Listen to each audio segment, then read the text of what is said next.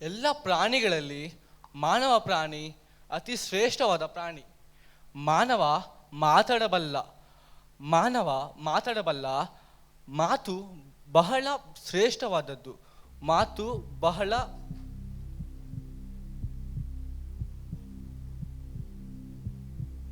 Start ಮಾಡು starting ಇಂದ ಮಾಡು.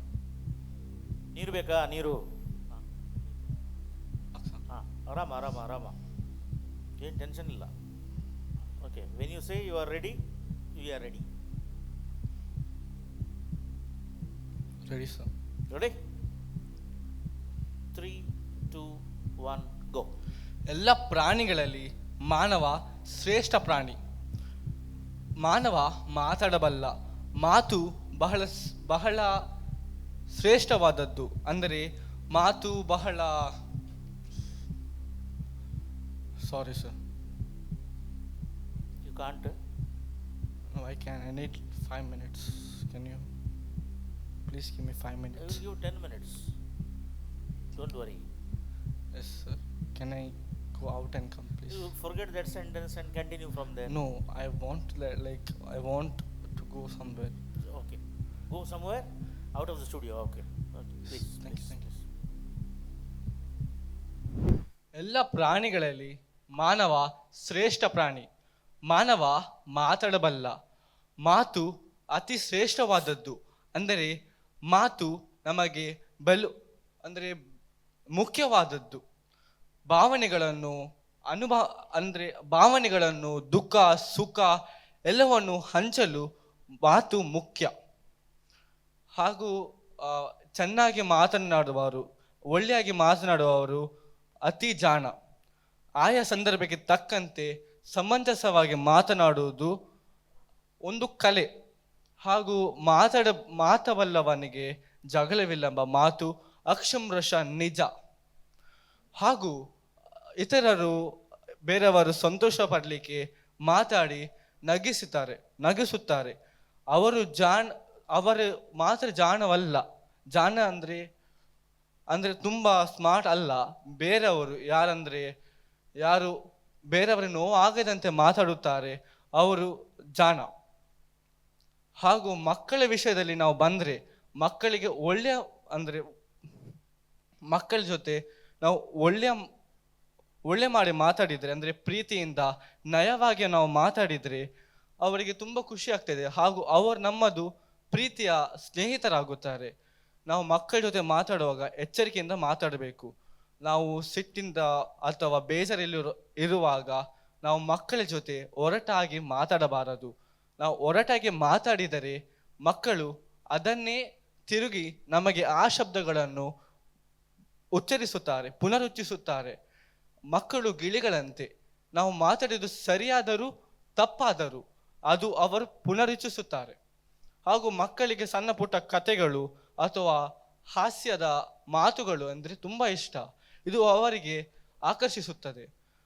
ಮಾತು ಆಡಿದರೆ ಹೋಯ್ತು, ಮುತ್ತು ಹೊಡೆದರೆ ಹೋಯ್ತು ಎಂಬ ಮಾತು ಪ್ರಪಂಚದಾದ್ಯಂತ ಪ್ರಸಿದ್ಧವಾಗಿದೆ. ಪ್ರಸಿದ್ಧವಾಗಿದೆ. ತಪ್ಪೆಲ್ಲ ಮಾಡುವರು, ಯಾರೆಲ್ಲ ತಪ್ಪು ಮಾಡ್ತಾರೆ ಅವರಿಗೆ ಅವರ ಹತ್ತಿರ ಹೋಗಿ ಅವರ ತಪ್ಪನ್ನು ತಿಳಿಸಿ ಅಂದರೆ ಒಳ್ಳೆಯಾಗಿ ತಿಳಿಸಬೇಕು. ಒಳ್ಳೆ ಮಾತಿನಿಂದ ತಿಳಿಸಬೇಕು ಹಾಗೂ ಒಳ್ಳೆಯ ರೀತಿಯಲ್ಲಿ ತಿಳಿಸಬೇಕು. ಅವರು ತಮ್ಮ ತಪ್ಪನ್ನು ತಿಳಿಸಿ ಅದನ್ನು ತಿದ್ದಿ ಅವರ ಪಶ್ಚಾತ್ತಾಪವನ್ನು ಪಡಬಹುದು. ಹಾಗೂ ಒಬ್ಬೊಬ್ಬರಿಗೆ ಯಾರು ಇದು ಇರ್ತದಲ್ಲ, ಮನಸ್ಸಲ್ಲಿ ವೈಮನಸ್ಸು ಇರ್ತದಲ್ಲ, ಅವರಿಗೆ ನಾವು ಒಬ್ಬೊಬ್ಬರ ಮಾತನಾಡಿಸಿ ಅವರನ್ನು ನಾವು ಓಕೆ ಮಾಡ್ಬೋದು. ಹಾಗೂ ನಾವು ಮಾತಾಡುವಾಗ ನಾವು ಬೇರೆಯವರಿಗೆ ಕೆಟ್ಟದ್ದು ಮಾತಾಡಬಾರದು. ಮಾತಾಡುವಾಗ ಒಬ್ಬರ ಆಚಾರ ವಿಚಾರ ಹಾಗೂ ಅವರ ಬಗ್ಗೆ ಅವರ ನಡತೆಗಳ ಬಗ್ಗೆ ನಾವು ಆಡಿಸಿಕೊಳ್ಳಬಾರದು. ಹಾಗೂ ನಾವು ಆಡಿದನ್ನೇ ಆಡಬಾರದು. ಹಾಗೂ ನಾವು ಮಾತಿನಲ್ಲಿ ಮಿತಿ ಇರಬೇಕು. ಹಾಗೂ ಮುಕ್ತಾಯ ಅಂದರೆ ಮುಕ್ತಾಯವಲ್ಲ, ಹೊಸತನದ ಕಿಲಿಕಾಯಿ. ಇಷ್ಟೆಲ್ಲ ಹೇಳಿ ನನಗೆ ಇನ್ನೊಂದು ಅವಕಾಶ ಕೊಟ್ಟಿರಿ. ನಿಮಗೆ ಧನ್ಯವಾದಗಳು. ಹಲೋ ಹೇಳು ಸರ್. ಆವಾಗ ಏನಾಯ್ತು? ಆವಾಗ ಕ್ಯಾಮರಾ ನೋಡಿದ್ವಿ ಫಸ್ಟ್ ಟೈಮ್, 3 ಕ್ಯಾಮರಾ ಹೀಗೆ ಉಂಟು, ನೀವು ಜಡ್ಜಸ್ ಮುಂದೆ ಇದ್ದೀರಾ, ಜನರು ಯಾರಿಲ್ಲ, ಹೆದರಿಕೆ ಆಯ್ತು. ನಾನು ಎಲ್ಲ ಭಾಷಣ ಕೊಡುವಾಗ ಜನರಿದ್ರು, ಕ್ಯಾಮರಾ ಇರ್ಲಿಲ್ಲ. ಆವಾಗ ಇದಾಗಿತ್ತು ಅಂದ್ರೆ, ಹಾಗೂ ಸರ್ ನನಗೆ ಹೊರಗೆ ಹೋಗ್ಲಿಕ್ಕೆ. ಮತ್ತೆ ಕ್ಯಾಮರಾದವರ ತಪ್ಪು ಸರ್. ಹೊಡೆದು ಓಡಿಸ್ಬೇಕು ಇವರು. Okay robin, yes sir. ನೀವು ಈಗ ಏನ್ ಹೇಳಿದ್ರಿ ಹಾ. ಅದು ತುಂಬಾ ನ್ಯಾಚುರಲ್ ಆಗಿ ಬಂದಿದೆ ಆಕ್ಚುಲಿ. ಬಟ್ ಒಂದೇನಂತ ಹೇಳಿದ್ರೆ, ನೀವು ಮಧ್ಯ ಮಧ್ಯದಲ್ಲಿ ಪೇಷನ್ಸ್ ಲೂಸ್ ಮಾಡಬೇಡಿ ಆಯ್ತಾ. Yes, ತಪ್ಪಾದ ಕೂಡಲೇ ನೀವು ಅಲ್ವಾ ರಿಯಾಕ್ಷನ್ ಕೊಡ್ತೀರಲ್ಲ ಇಮಿಡಿಯೇಟ್, ಹೌದು ಸರ್. ಅದೆಲ್ಲ ಬೇಡ ಆಯ್ತಾ. ಹಾ. ಸ್ವಲ್ಪ ಪೇಷನ್ಸ್ ಡೆವಲಪ್ ಮಾಡಿ. ಸ್ಪೀಚಿಗೂ ಅಷ್ಟೇ, ಅದು ಲೈಫಿಗೂ ಬೇಕಲ್ಲ. ಹೌದು See, ಸರ್. ನಿಮ್ಗೆ ಆವಾಗ ಸರಿ ಆಗ್ಲಿಲ್ಲ, ಸೆಕೆಂಡ್ ಸೆನ್ಸ್ ಅಲ್ಲಿ ನೀವು ಒಳ್ಳೇದ್ ಮಾಡಿದ್ರಿ ಹೌದು ಸರ್. ಅಲ್ವಾ. ಸೊ ಹಾಗಾಗಿ ಏನ್ ಕಲ್ತ್ರಿ ಇದರಿಂದ? ಇನ್ನೊಂದು ಲೈಫಲ್ಲಿ ಇನ್ನೊಂದು ಅವಕಾಶ ಸಿಗ್ತದೆ, ಆದರೆ ಇನ್ನೊಂದು ಅವಕಾಶದಲ್ಲಿ ಮೊದಲು ತಪ್ಪು ಮಾಡಿದನ್ನು ಇನ್ನೊಂದ್ಸಲಿ ನಾವು ಮಾಡಬಾರದು. Very good, very good. So ಪ್ರಾಣಿಗಳಲ್ಲಿ ಶ್ರೇಷ್ಠವಾದ ಪ್ರಾಣಿ ಮನುಷ್ಯರು, ಮನುಷ್ಯರಲ್ಲಿ ಶ್ರೇಷ್ಠವಾದ ಪ್ರಾಣಿ ನಮ್ಮ ಸರ್. ಅವ್ರು ಮಾತಾಡ್ತಾರೆ. ಮ್ಯಾನ್ ಇಸ್ ಸೋಷಿಯಲ್ ಅನಿಮಲ್ ಅಂತ ಕಲಿಸಿದ್ದಾರೆ ನಮಗೆ. ಅರಿಸ್ಟಾಟಲ್. ಓಕೆ, ಸ್ಪೀಚ್ ಯಾರು ಬರೆದದ್ದು?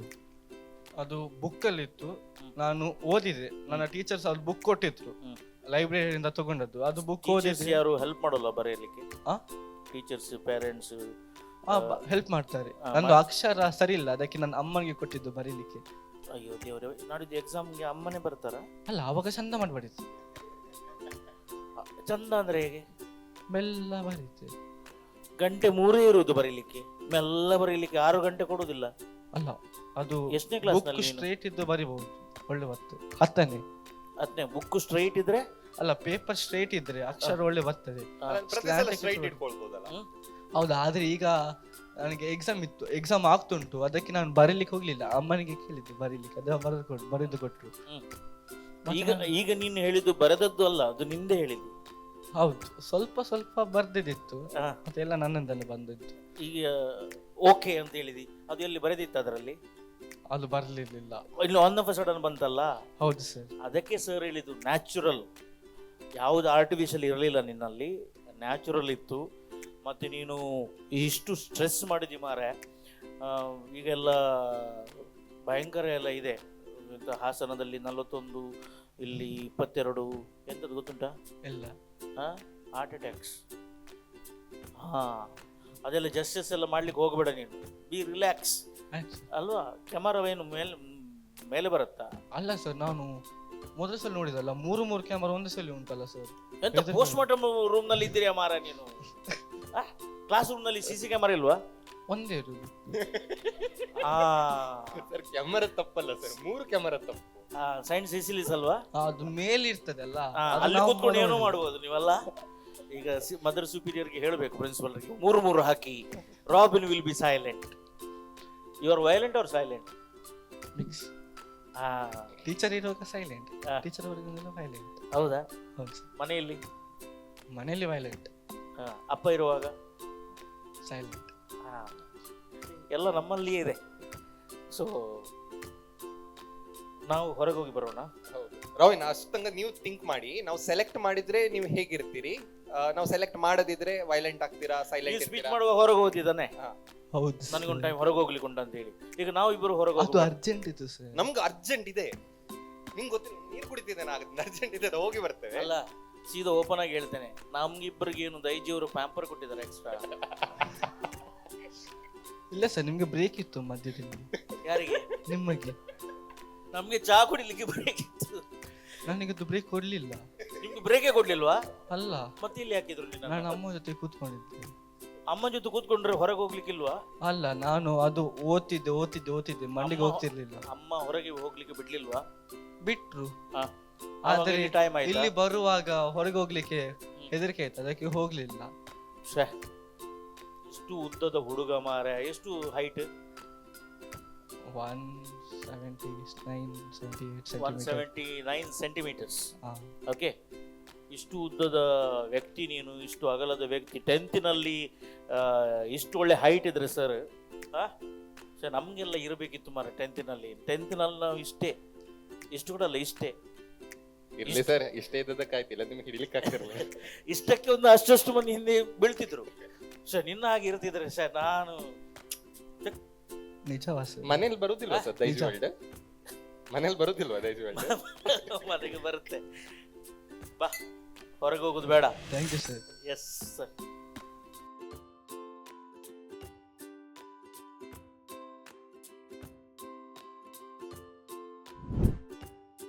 ನಮ್ಮಲ್ಲಿ ಟೋಟಲ್ 76 ಕಾಂಪಿಟೇಟರ್ಸ್ ಇದ್ರು. ಎಲ್ಲರ ಪೇರೆಂಟ್ಸ್ ಟೀಚರ್ಸ್ ಎಲ್ಲ ಬಂದರು. ಇದು 2ನೇ ಅವಕಾಶ. ಬೆಳಿಗ್ಗೆ ಬಂದಿದ್ರು, ಬೆಳಗಿನಿಂದ ಇಲ್ಲೇ ಇದ್ದೀರಿ. ಅವನು ಹೇಳಿದ, ಅಮ್ಮನೊಟ್ಟಿಗೇ ಇದ್ದೆ ನಾನು, ನನಗೆ ಹೊರಗೆ ಹೋಗ್ಲಿಕ್ಕೆ ಬಿಡಲಿಲ್ಲ. ಇಲ್ಲಿ ಸ್ಪೀಚ್ ಮಾಡಿದ ಕೂಡಲೇ ಓಡಿದ. ನೀವು ಯಾಕೆ ಇಷ್ಟು ಟಾರ್ಚರ್ ಕೊಡ್ತೀರಿ ಮಗನಿಗೆ? ನಾನು ಟಾರ್ಚರ್ ಕೊಡ್ಲಿಲ್ಲ ಸರ್, ಅವನು ಕೂತ್ಕೊಂಡು ಓದ್ತಾ ಇದ್ದ, ನಾನು ಹೊರಗೆ ಹೋಗ್ಬೇಡ ಅಂತ ಹೇಳಿಲ್ಲ. ಅವ್ನು ನನ್ನ ಜೊತೆ ಕೂತ್ಕೊಂಡಿದ್ದ ಅಷ್ಟೇ. ನರ್ವಸ್ ಇದ್ದ, ಯಾಕಂದ್ರೆ ಫಸ್ಟ್ ಹಾಫ್ ಸೆಷನ್ ಎಲ್ಲ ಆದ ನಂತರ ಫುಲ್ ನರ್ವಸ್ ಆಗಿದ್ದ. ನಾನು ಹೇಳಿದೆ ಸೆಲೆಕ್ಟ್ ಆಗದಿದ್ರು ಪರವಾಗಿಲ್ಲ, ಬಂದಿದ್ದಕ್ಕೆ ಒಂದು ಕಂಪ್ಲೀಟ್ ಮಾಡು ಅಂತ. ಬೆಳಿಗ್ಗೆ ಬಂದಿದ್ರಲ್ಲ ನೀವು? ಹೌದು ಸರ್. ನಿಮ್ಗೆ ಇವತ್ತು ಮಳೆ, ಬಟ್ಟೆ ಎಲ್ಲ ಒಣಗಿಸ್ಲಿಕ್ಕೆ, ತೊಳಿಲಿಕ್ಕೆಲ್ಲ ಇದ್ದೆ. ಬೆಳಗಿನಿಂದ ಸಂಜೆವರೆಗೆ ನೀವು ಕೂತಿದ್ರಲ್ಲ? ಹೌದು ಸರ್. ಹೇಗೆ ಅನಿಸ್ತು? ಅಟ್ ದ ಬಿಗಿನಿಂಗ್ ನಂಗೆ ಅನಿಸಿತ್ತು ಯಾಕೆ ಬಂದೆ ನಾನು ಅಂತ, ಯಾಕಂದ್ರೆ 75 ನಂಬರ್ ಬಂದಿತ್ತು ಅವನಿಗೆ. ಸೊ ಮಧ್ಯದಲ್ಲಿ ಕ್ವಿಟ್ ಮಾಡ್ತೇನೆ ಅಂತ ಅನ್ಕೊಂಡೆ ನಾನು. ಮತ್ತೆ ನಾನು ಅನ್ಕೊಂಡೆ ನಾನು ಕ್ವಿಟ್ ಮಾಡಿದ್ರೆ ಅವನು ಲೈಫ್ ಲಾಂಗ್ ಅದನ್ನೇ ಕ್ವಿಟ್ ಮಾಡ್ತಾನೆ ಅವನು. ಸೊ ನಾನು ಅನ್ಕೊಂಡೆ ಇಲ್ಲ, ಎಷ್ಟು ಕಷ್ಟ ಆದ್ರೂ ಪರವಾಗಿಲ್ಲ, ಟೈಮ್ ಲಾಂಗ್ ಆದ್ರೂ ಪರವಾಗಿಲ್ಲ, ಕೂತ್ಕೊಳ್ತೇನೆ ನಾನು, ಸೆಲೆಕ್ಟ್ ಆಗೋದಿದ್ರು ಪರವಾಗಿಲ್ಲ, ಅಟ್ಲೀಸ್ಟ್ ಅವನು ಪಾರ್ಟಿಸಿಪೇಟ್ ಮಾಡ್ತಾನಲ್ಲ, ಅಷ್ಟು ಸಾಕು ಅಂತ ಅನ್ಕೊಂಡೆ. ಈಗ ಬಂದು ಅತ್ತೆ ಹೇಳಿದ, ಅಮ್ಮ ಆಗುದಿಲ್ಲ ನನಗೆ ಅಂತ. ನಾನು ಹೇಳಿದೆ ಕಂಪ್ಲೀಟ್ ಮಾಡು ನೀನು, ನಂಗೆ ಅದು ಮೆಡಲ್ ಬೇಡ, ಬಟ್ ನೀನು ಈಗ ಕ್ವಿಟ್ ಮಾಡಿದ್ರೆ ಮತ್ತೆ ಇನ್ನು ಮುಂದೆ ಅರ್ಧದಲ್ಲಿ ಎಲ್ಲವನ್ನು ಕ್ವಿಟ್ ಮಾಡ್ತಾನೆ. ಸೊ ನನಗೆ ಅದು ಇನ್ಸ್ಪಿರೇಷನ್ ಬೇಡ ಇತ್ತು. ಸೊ ನಾನು ಅವನಿಗೆ ಹೇಳಿದೆ, ತಪ್ಪಾದ್ರೂ ಪರವಾಗಿಲ್ಲ, ಅರ್ಧ ಮಾತನಾಡಿದ್ರು ಪರವಾಗಿಲ್ಲ, ಅಟ್ ಲಾಸ್ಟ್ ಅಂತ ನೀನು ನಿಂತ್ಕೊಳ್ಬೇಕು, ಒಂದು ಮಾತನಾಡಬೇಕು ಅಂತ ಹೇಳಿದೆ. ನಿಂತ್ಕೊಂಡು ಮಾತಾಡದೆ 2 ಸೆಂಟೆನ್ಸ್ ಆದ ಮೇಲೆ ಓಡಿ ಹೋದ, ಹೇಗೆ ಅನಿಸ್ತು? ಬೇಜಾರಾಯ್ತು. ಆಕ್ಚುಲಿ ಅವನಿಗೆ ಹೆಲ್ತ್ ಸರಿ ಇಲ್ಲ, ಹುಷಾರಿಲ್ಲ ಅವನಿಗೆ. ಮಧ್ಯದಲ್ಲಿ 4 o'clock 5 o'clock ಹೇಳ್ತಾ ಇದ್ದ, ಜ್ವರ ಬರ್ತಾ ಉಂಟಮ್ಮ ಹೋಗುವ ಅಂತ. ನಾನು ಹೇಳಿದೆ ಇಷ್ಟೊತ್ತು ಕೂತ್ಕೊಂಡಿದ್ವಿ ಅಲ್ಲ, ಒಂದು ಮಾಡಿಟ್ಟು ಹೋಗುವ, ಮದ್ದು ಕೊಡ್ತೇನೆ ಪರವಾಗಿಲ್ಲ. ಆಕ್ಚುಲಿ ನಾಳೆ ಎಕ್ಸಾಮ್ ಕೂಡ ಉಂಟು, ಬಟ್ ಅವನು ಪ್ರಿಪೇರ್ ಆಗಿದ್ದಾನೆ. ಅದು ನಾನು ಹೇಳಿದೆ ಮನೆಗೆ ಹೋಗಿ ಓದುವುದು ಬೇಡ, ನೀನು ಮದ್ದು ಕೊಡ್ತೇನೆ, ಊಟ ಮಾಡಿ ಮಲಗು ಅಷ್ಟೇ, ಆದ್ರೆ ಒಂದು ಕಂಪ್ಲೀಟ್ ಮಾಡು ಅಂತ ಹೇಳಿ. ಎಲ್ಲ ತಾಯಂದಿರು ಹೇಳೋದು ಇದೆ ಅಲ್ವಾ, ಊಟ ಮಾಡಿ ಮಲಗು. ಹೌದು ಸರ್. ಅಲ್ಲ, ನಮ್ಮ ಪೇರೆಂಟ್ಸ್ ಎಲ್ಲ ಊಟ ಮಾಡಿ ಮಲಗು, ಈಗಿನ ಪೇರೆಂಟ್ಸ್ ಎಲ್ಲ ಓದಿ ಮುಗಿಸಿಕೊಂಡು ಮಲಗು ಸರ್. ಇಲ್ಲ, ತುಂಬಾ ಒಳ್ಳೇದಾಯ್ತು. ಏನಂತ ಹೇಳಿದ್ರೆ ಅವನ್ ವಾಪಸ್ ಕಳ್ಸಿದಿರಲ್ಲ, ಇಷ್ಟೊತ್ತು ಹಿಡ್ಕೊಂಡಿದ್ದೀರಲ್ಲ. ರಾಬಿನ್, ಒಂದೇ ವಿಷಯ, life is all about second chance. But ಇನ್ನೊಂದು ಏನಂತ ಹೇಳಿದ್ರೆ, every time you won't get second chance. So ಈ ಸಲ ಸಿಕ್ಕಿತ್ತು, ನೀವು ಅದನ್ನ ಸಕ್ಸಸ್ ಮಾಡಿದ್ರಿ. ಇನ್ನು ನೆಕ್ಸ್ಟ್ ಪ್ರೋಗ್ರಾಮ್ಗೆ ಆ ರೀತಿ ಭಯ ಪಡಬೇಡಿ, ಆಯ್ತಾ? ರೆಡಿ ಆಗಿ ಬನ್ನಿ. ಕ್ಯಾಮರಾ ಇರ್ತದೆ, 3 ಅಲ್ಲ 5 ಕ್ಯಾಮರಾ ಉಂಟು ಇಲ್ಲಿ. 5 ಕ್ಯಾಮರಾ ಇರ್ತದೆ. ನಮ್ಮ ತರ 2 ಮನುಷ್ಯ, ಇದು ಪ್ರಾಣಿಗಳಲ್ಲಿ ಶ್ರೇಷ್ಠವಾಗಿರುವಂತ ಪ್ರಾಣಿಗಳು ಕುತ್ಕೊಳ್ತಾರೆ ಇಲ್ಲಿ. ಸೊ ಇದಕ್ಕೆ ರೆಡಿ ಆಗಿ ಬನ್ನಿ. ಓಕೆ ಮೇಡಮ್, ಅವನ ಹೈಟ್ಗೆ ಏನು ಕಾರಣ? What is the secret behind the height? Genetic. ಅವರು ಉದ್ದವ? ಹೌದು. ಇದು ಮೊದಲ ಮಗನ, ಫಸ್ಟ್ ಒಂದೇ ಮಗವ? ಹೌದು. ಓಕೆ. ಸೊ ನಾವೇ ಮಕ್ಕಳು, ನಮಗೆ ಯಾಕೆ ಮಕ್ಕಳು ಅಂತ ನೋಡದೆ, ನಾವಿಬ್ಬರು ನಮಗೊಬ್ಬರು ಅಂತ ಹೇಳಿ ಇದ್ದೀರಿ ನೀವು. ಸೊ ಹಾಗಾಗಿ ಮಗನ ಹಿಂದೆ ಇದ್ದೀರಿ. ತುಂಬಾ ಲಾಡ್ಲ ಮಾಡ್ತೀರಾ ಅಂತ ಒಬ್ಬನೇ ಅಂತ? ಸರ್, ನಾನು ಸ್ಟ್ರಿಕ್ಟ್ ಆಗಿದ್ದೇನೆ ಅವನ ಜೊತೆ. ಲಾಡ್ಲ ಅಂದ್ರೆ ಯಾವಾಗ ಲಾಡ್ ಮಾಡ್ಬೇಕು ಆವಾಗ, ಎಲ್ಲ ಹೊತ್ತಿನಲ್ಲಿ ಅಲ್ಲ. ಸೊ ಅಭಿನಂದನೆಗಳು ನಿಮಗೆ. ಬೆಳಗಿನಿಂದ ನಿಮ್ಮ ಮಗನಿಗೋಸ್ಕರ ನೀವು ಇದ್ರಿ. ನಿಮ್ಮಂತಹ ಸೂಪರ್ ಮಾಮ್ಗಳಿಂದಲೇ ನಮ್ಮ ಹುಡುಗರು ಬೆಳೀತಾರೆ. ಸೊ ನಿಮ್ಮ ಸ್ಯಾಕ್ರಿಫೈಸ್ಗೆ ನಾವೆಲ್ಲ ನಮ್ಮ ಫ್ಯಾಮಿಲಿ ಇದ್ದವರು ಬೆಳಗಿಂದ ಇಲ್ಲಿದ್ದೇವೆ. ಫ್ರಮ್ 7:30, ಈಗ ಬಹುಶಃ 8:30 ಆಗಲಿಕ್ಕೆ ಬಂತು. ಸೊ ನಾವು ಪ್ರಯತ್ನ ಮಾಡಿದ್ದೇವೆ, ನಿಮ್ಮಂಥವರು ಸಹಕಾರ ಇದ್ದರೆ. ಸೊ ದೈಜು ವರ್ಲ್ಡ್ ನಿಮ್ಮನ್ನು ಅಭಿನಂದಿಸ್ತದೆ. So thank you very much. Thank you so much sir, ನಿಮ್ಗೆ ಇಬ್ಬರಿಗೂ ಸೆಕೆಂಡ್ ಚಾನ್ಸ್ ಕೊಟ್ಟಿದ್ದಾಗೆ. ಯಾಕೆಂದ್ರೆ ಎಲ್ಲರೂ ಕೊಡುವುದಿಲ್ಲ ಸರ್, ಎಲ್ಲರೂ ಕೊಡುವುದಿಲ್ಲ ಹಾಗೆಲ್ಲ ಚಾನ್ಸ್. ಬೇಡ ಅಂದ್ರೆ ಬಿಟ್ಟು ಹೋಗ್ಲಿ ಅಂತ ಅಂದ್ರೆ, ಯಾಕಂದ್ರೆ ಅವನು ರೆಡಿನೂ ಇರಲಿಲ್ಲ. So thank you so much for Daijiworld. Thank you sir. Thank you very much. Daijiworld ಇರುವುದೇ ಮಕ್ಕಳ ಒಂದು ಪ್ರತಿಭೆಯನ್ನು ಅನಾವರಣ ಮಾಡಲಿಕ್ಕೆ. Thank you. So congratulations. ನಿಮ್ಮ ಹೆಸರು ಮತ್ತು ಶಾಲೆಯ ಹೆಸರನ್ನ ಹೇಳ್ತೀರಾ? ನನ್ನ ಹೆಸರು ರೋವಿನ್. ನಾನು saint Cecilia's English medium higher primary ಸ್ಕೂಲಲ್ಲಿ ವಿದ್ಯಾಭ್ಯಾಸ ಮಾಡ್ತಿದ್ದೇನೆ. ಅಲ್ಲ, ನೀವೀಗ ಬಗ್ಗಿದ್ದು ಯಾಕೆ ಹೇಳಿ ನನಗೆ? ನಾನು ಸ್ಟ್ರೈಟ್ ಮೈಕ್ ಮೇಲೆ ಮಾಡಬೇಕು ಅಂತ. ಸೊ ಈಗ ಇಲ್ಲಿ ಇರೋದು ಒಂದೇ ಕ್ಯಾಮ್ರಾ ಅಲ್ಲ? ಈಗ ಹೆದರಿಕೆ ಆಗ್ತಿದೆ? ಇಲ್ಲ, ತುಂಬ ಖುಷಿ ಆಗ್ತಿದೆ. ತುಂಬಾ ಖುಷಿ ಆಗ್ತಿದೆ. ಎಷ್ಟು ಖುಷಿ ಆಗ್ತಿದೆ ಅಂತ ಹೇಳ್ತೀರಾ? ಅಷ್ಟು ಖುಷಿ ಆಗ್ತಿದೆ. ಸೊ ಯಾಕೆ ಈಗ ಅಷ್ಟು ಖುಷಿ ಹೇಳಿ? ಅದು ನನ್ನ ಅಮ್ಮ ನನ್ನ ಜೊತೆ ಬಂದಿದ್ದಕ್ಕೆ ಮತ್ತು ನನಗೆ ಅವರು ಸಪೋರ್ಟ್ ಮಾಡಿದ್ದಕ್ಕೆ. ನಾನು ಮದುವೆಯಲ್ಲಿ ಕ್ವಿಟ್ ಮಾಡಲಿಕ್ಕಿದ್ದೆ, ಆದರೂ ಸಹ ಅಮ್ಮ ಹೇಳಿದ್ದು ಬೇಡ ನೀನು ಹೋಗಬೇಕು. ಓಕೆ, ನೀವು ಬಂದಿರುವಂಥದ್ದು ಭಾಷಣ ಕಾಂಪಿಟೇಷನ್ಗೆ. ನಾವು ಅಭಿವ್ಯಕ್ತ ನನ್ನ ಧ್ವನಿ ನನ್ನ ಶಕ್ತಿ ಅಂತ ಹೇಳುವಂಥದ್ದು ನಿಮ್ಮ ಧ್ವನಿಯ ಮೂಲಕ ನಿಮ್ಮ ಶಕ್ತಿಯನ್ನ ತೋರಿಸ್ಲಿಕ್ಕಿರುವಂಥದ್ದು.